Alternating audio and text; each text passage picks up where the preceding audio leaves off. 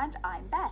Phil, what makes home special for you? Maybe it's sleeping in your own bed, the view from the window, or a loved family pet. What makes you feel like you're home, Phil? You know what? I think it's just relaxing on my sofa in my living room. Very nice. Very nice. You might not realise it, but for your brain, one of the strongest identifiers of home is smell. As BBC presenters Marnie Chesterton and Tristan Artone describe the smell which give them the feeling of home. My granddad's house smells of pine and damp and musty books. I know my mom's perfume, my dad's preferred soap. In this program, we'll be finding out why our sense of smell is so important. It's so important to feeling at home, even when we don't know that. As always, we'll be introducing some useful new vocabulary. And if you head over to our website, bbclearningenglish.com, you'll find a transcript of the program to read along with as you listen, and there's a free worksheet too. Good idea, Beth. But now it's time for my question. The sense of smell is incredibly powerful, but not everyone has it. A small amount of the population is anosmic, meaning so they can smell. So according to research at the University of Reading, what percentage of people have no sense of smell? Is it A, 2%, B, 5%, and C, or C, 7%? Oh, I'm going to say B5%. Well, we'll find out the correct answer later in the program. Have you ever come back home from holiday and noticed a strange smell in your house? If you have, don't worry, it's not bad. In fact, there's a scientific reason for it. As science writer Tristan Artone explained to BBC World Service Programme Unexpected Elements. One thing I've been thinking about is that every house or home has a smell to it. You might really notice this in your own home as a smell to it. You might really notice this. You might really notice this your own home. In your own home when you come back from a long trip, and you step through your front door and things smell just kind of a bit weird. While there's a good chance your house might smell strange because it's been closed up for a few weeks. There's also a chance you might be smelling your home as it usually smells.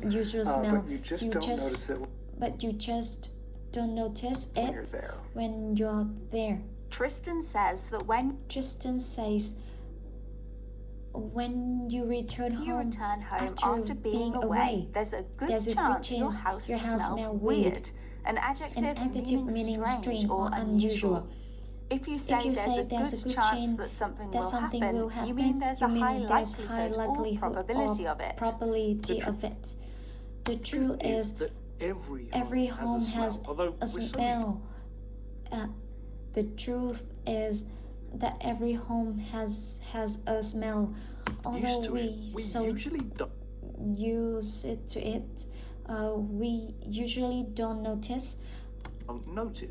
When we breathe in, receptor cells in the nose detect molecules in the air and send them to olfactory organs in the brain. These analyze the smell for danger. The reason you can't smell your own home is that it isn't a threat to you.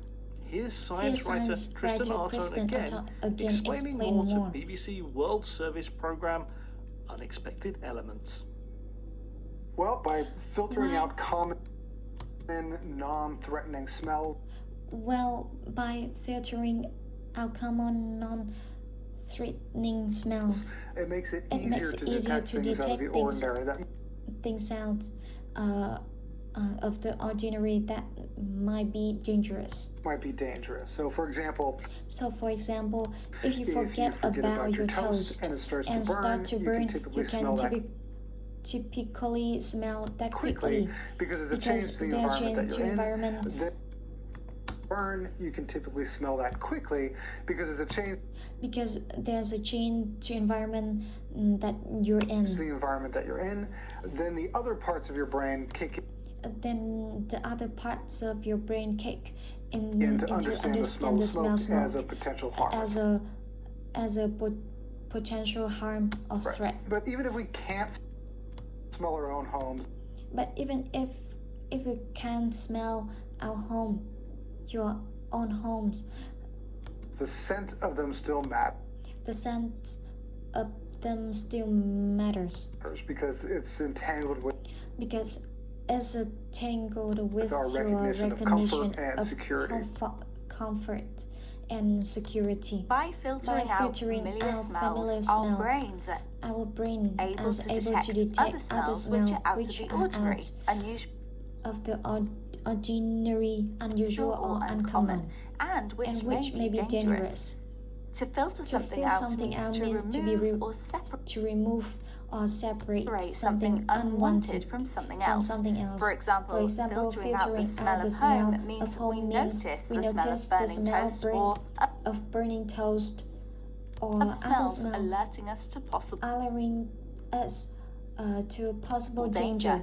Even though we don't usually notice the scent, the particular smell of your home, it still hasn't.